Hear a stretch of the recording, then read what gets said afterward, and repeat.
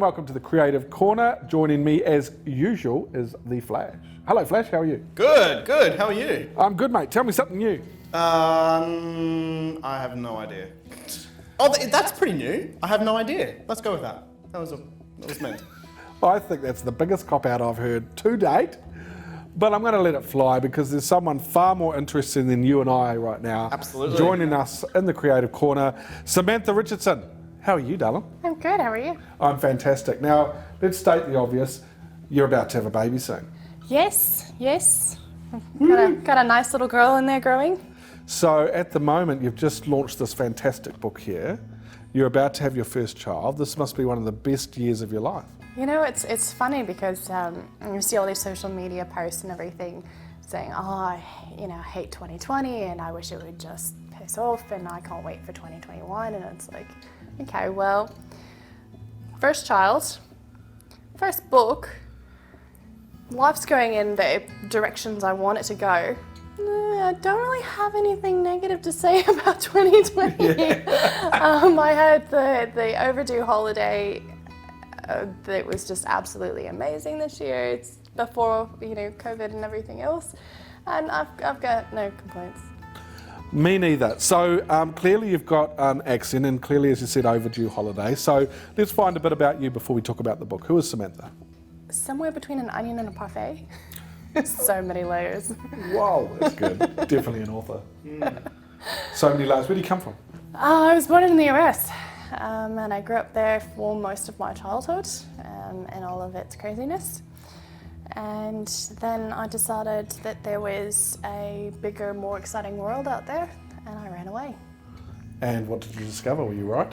I was, yeah. So my travels in that time have taken me all over the world, which has been fantastic, but I have acquired residency in New Zealand and Australia, and my citizenship comes first thing 2021.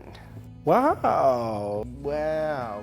So we've got an Aussie here, we've got a Kiwi here. I have to say, speaking on behalf of New Zealand, we're very pleased to have you.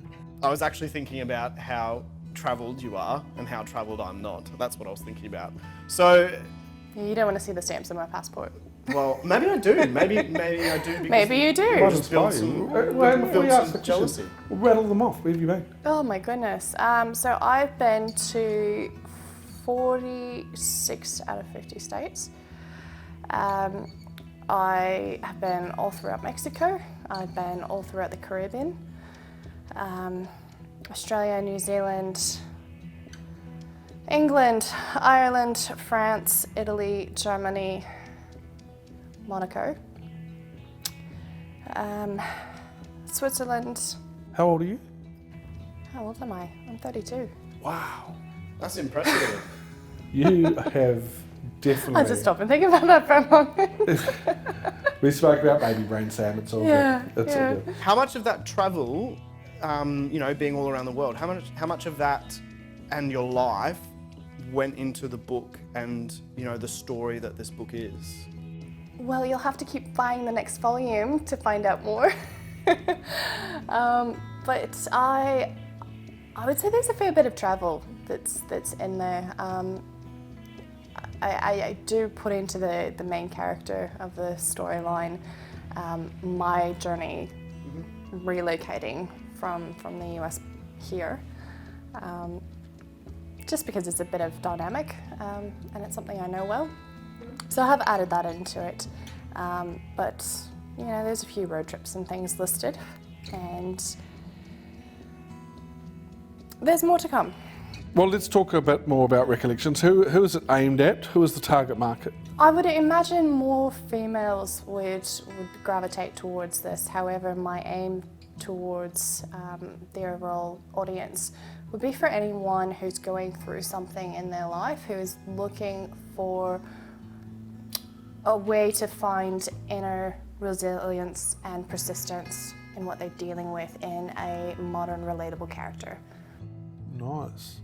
I think when people write fiction, or when people read fiction, should I say, one of the main reasons we do it is to escape from reality.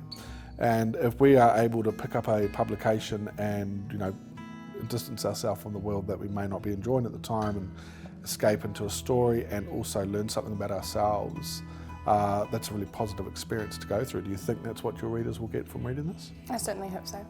Awesome. That's good. I want them to relate to the main character and see what she's gone through and go, oh, I've dealt with something similar, and you know, if they can go through all this and come out on top, surely so can I. Nice. And have you had that sort of feedback? Like people reading the story, have they given you that sort of? I have. Yeah? I have so far. I've had a couple of people reach out to me and they've gone, you know, wow, where did you come up with this? And you know, this really made me feel empowered, and that's what I want. I want them to feel like they can make a difference in their own life, because it's not about finding somebody to save you, it's about you saving you. What did you, so we've kind of sort of touched on what you want the book to do for people. What's your overall mission as a creative, as an author? Or what do you see yourself in 5-10 years from now? What's the goal? Well, I definitely want to keep going with the storyline, so there'll be other volumes to come. But again, the similar message throughout them all is I want people to feel empowered and feel like they can make a difference. And you know, sometimes you go through stuff in life and you're constantly hit with, you know, bad things that happen, and you know, we've all had our little moments. But sometimes you find you don't really have anybody there when you get knocked down to kind of pull you back on your feet. And I've been there. And what I want people to know and understand is that's okay. It's tough when there's nobody there to really be in your corner to get you standing again. But you don't have to be reliant on that, because you can actually do it for yourself. It is about mindset. It is about, you know, changing your internal wiring, so to speak, in a sense that you realize and look at the world differently. And it's great to have people, and you need to learn to have gratitude and appreciate for yourself too, because you shouldn't count yourself out. That's really, really cool. And it just made me think about, like, you've got this character Jo that's writing her story, and I know that you did this, you actually wrote this down in the northern Gold Coast, and you mirrored that by being at a regular place where we launched the book, and you wrote that. And writing is a very solitude experience in itself. You know, you are very locked away from the world in a lot of ways. And I think I've found over my career that authors tend to carry that solitude into marketing and into other parts of their creative journey, which is something I've been trying to change, because as good as it is to still, you know, trust your own instincts, and we've spoken about this in a previous interview, which is being comfortable in your own company, it's still very important that you do connect and you grow your message, and the best way to do that is to talk about it. Having a publication which kind of breathes that makes it much easier, doesn't it? Yeah, definitely. Do you think that, you know, Ocean, you used the word solitude, and you know, you sort of bringing up words of, like, let's say reliance, self-reliance. Do you think you learned that through the writing process more? Because I'm not going to say you didn't have it before then, but do you think that sort of was, let's say, bolstered through the actual process of writing? I think it had its own take. Okay. That's a slippery answer. I've had a very interesting life, and a number of epic situations that have occurred, that have really challenged me and pushed me to find that inner resilience and persistence and keep going. And For example? oh my goodness. Oh, no, now we're touching on personal. Well, what I want to do is I want viewers to understand, you know, as a creative, as a human, what sort of experiences create that resilience? Generally speaking, you can put that under the umbrella of traumatic events, and I've got a fair few of those. But you know, like with the message that I'm trying to send out with the book, is that not everybody around you is going to understand what you're going through. Not everybody's going to have been through anything, similar. I meet people day to day who, I try to get to know and introduce them into my circle and who I am at my core and that sort of thing. And I've had a number of people that have just tapped out and gone, look, I can't deal with the things that you've dealt with in life because my life has, not had anything like that. There's been no divorce or deaths or, any kind of struggle.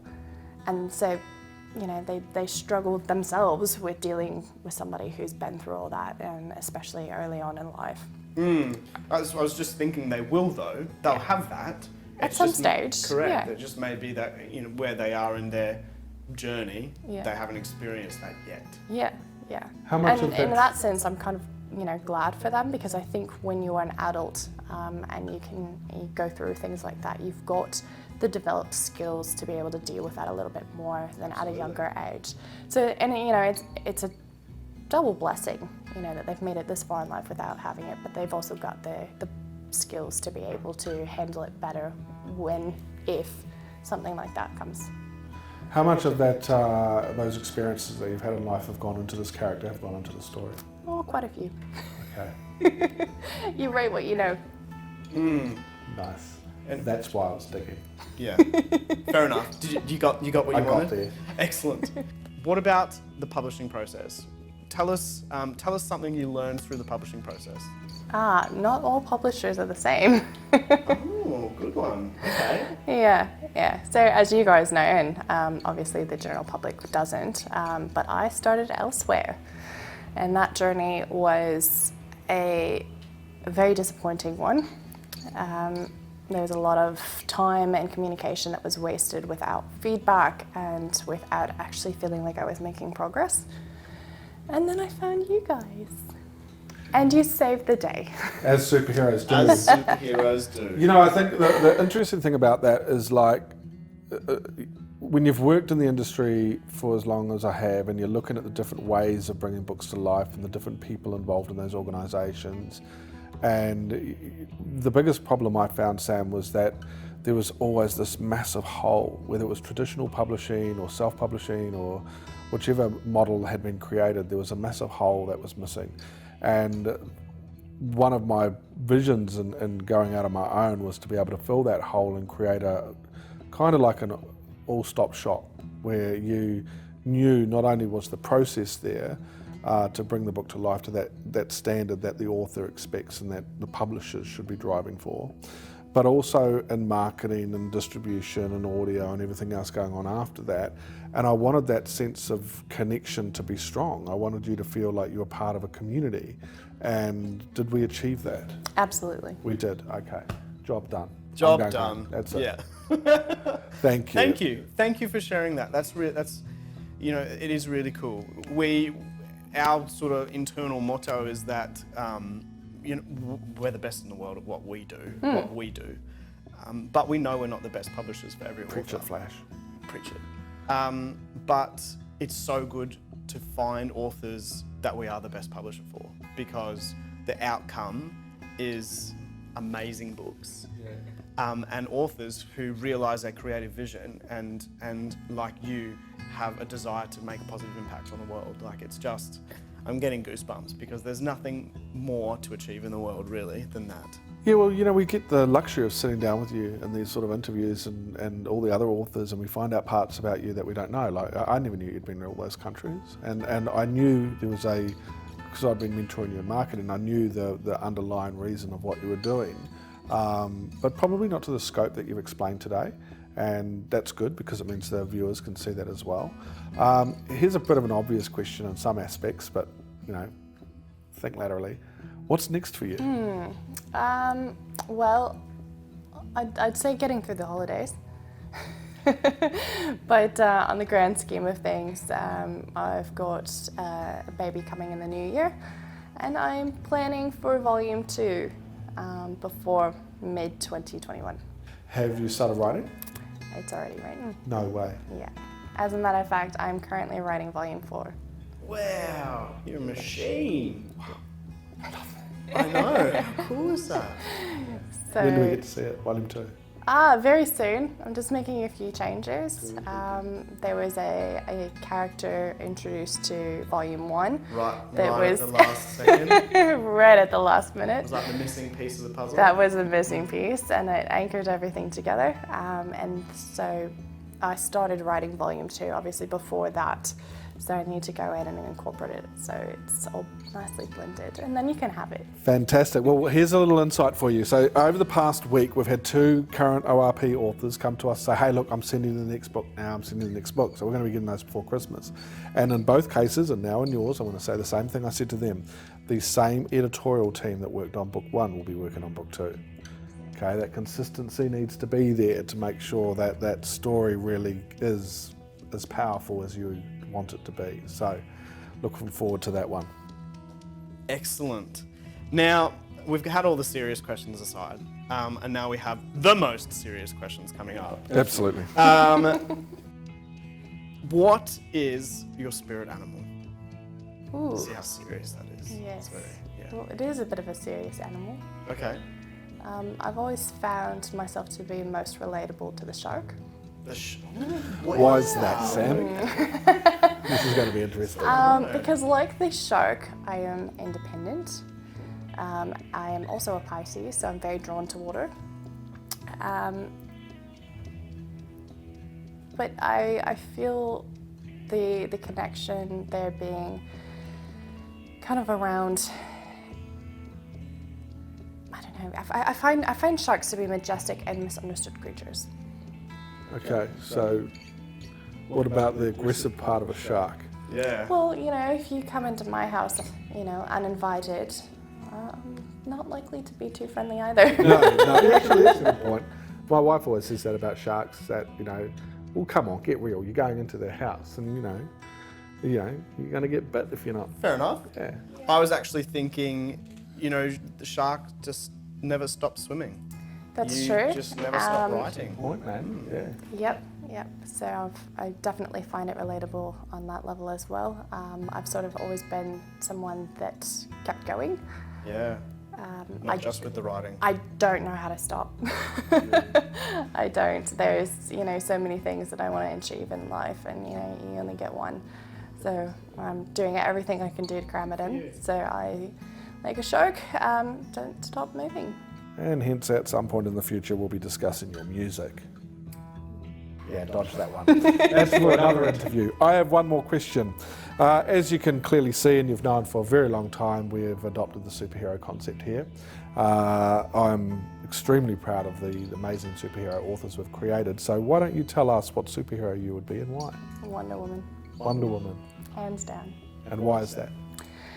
Because I enjoy the persona that she gives off, the inner strength, the empowerment that's there.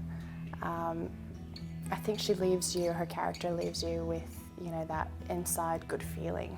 And there's so much negative energy in the world, and I think we need to grasp onto that from anywhere that we can get it. But she is a very independent persona as well. She is. And you've had that connection with Wonder Woman before you met us, eh? Yes, my whole life. Yes. And give us an example of how that's connected to you and how you've shown that. Well, it's people have kind of always nicknamed me that, just because I tend to be a little bit nerdy in my own way, and I do like my comics. Chances are if you come into my house you will see a giant framed poster of Wonder Woman as well. Not uninvited though, because, you know, the shark bites. Yeah, that's right. And especially before coffee. and not to give too much away, but you also have a very interesting number plate. I do. Yes. I do. You want to share that? My number plate is Ryder. I've claimed it when she decides to move overseas, so hopefully I'll get a present in the mail. Sam, I want to congratulate you. I know that it's been a journey, especially with the previous experiences you had before coming across us. To be able to sit here as a published author is an amazing feat, and we've never taken it lightly whenever an author holds their book in their hands for the first time. And I remember you being out the back a couple of weeks ago and just going, how does it feel, girl? It was incredible. It was a very emotional moment. It truly was. I've spent,